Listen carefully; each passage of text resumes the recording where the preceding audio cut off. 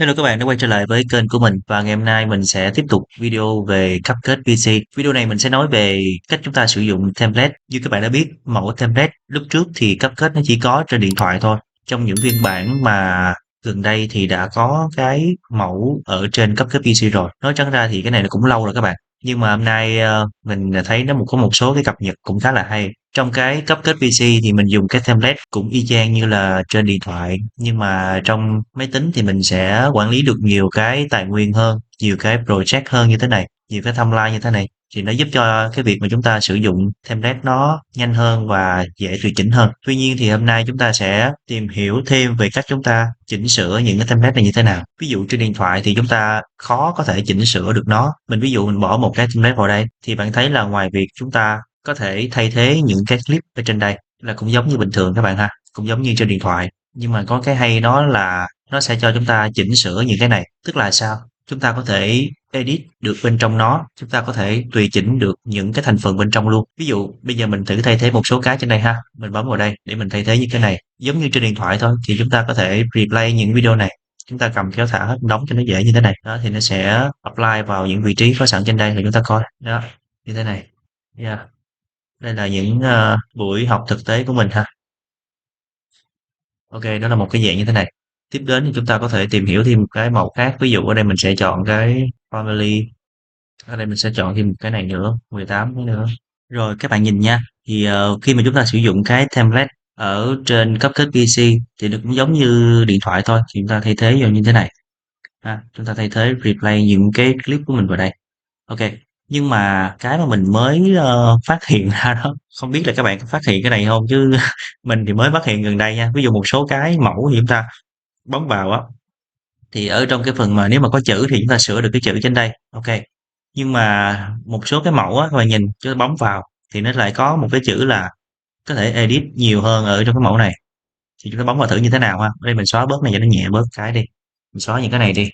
Yeah, rồi mình sẽ lưu cái gap lại cho nó dễ coi.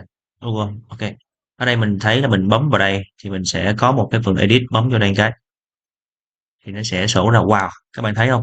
Ha ha, thì nó sẽ như là một cái project cho mình luôn các bạn. Đấy, nó bao gồm tất cả hiệu ứng và mọi thứ trên đây. À, những cái keyframe mọi thứ, mọi thứ luôn, thì khá là ổn ha. Mình có thể replay từng cái, mình điều chỉnh từng cái đó, và thậm chí mình có thể copy những cái chuyển động này để chúng ta dùng lại cho những cái tài nguyên khác của mình cũng được luôn. Đó, một cái hay ở cái phần này ha. Rồi, thì tại sao mà một số cái mẫu nó làm được, một số cái mẫu nó không làm được thì cái này mình cũng không rõ lắm. Mình nghĩ là do đặc thù một số cái hiệu ứng đó bạn nha, đặc thù một số hiệu ứng, một số cái mà nó đơn giản về những cái nào có sẵn ở trên đây thôi, ở trên những cái thuộc tính của nó thôi thì chúng ta điều chỉnh được. Còn một số cái thì bó tay.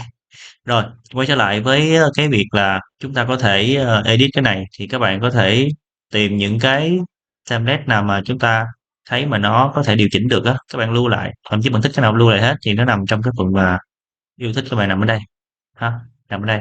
Rồi mình nói chút xíu nữa về cái việc là chúng ta có thể tùy chỉnh edit nhiều hơn ở cái mẫu là như vậy. Ngoài ra thì ở trong cái mẫu của cái chữ của cái tag template này cũng vậy, thì bạn thấy nó có một số mẫu như thế này ha, như thế này. Một số mẫu chúng ta có thể là chuột phải vào, chúng ta separate nó separate nó để nó phân tách là những cái này đó, thì nó cũng y chang như như cái này thôi. Thì khi chúng ta phân tách này ra thì bạn thấy thì có thể điều chỉnh được từng cái thành phần bên trong nó nhé, như thế này. Rồi thì có một số mẫu thì chúng ta lại không có separate được, đó là do cái thuộc tính hoặc là hiệu ứng nào đó nó độc đáo hơn thì nó sẽ không có làm được như vậy.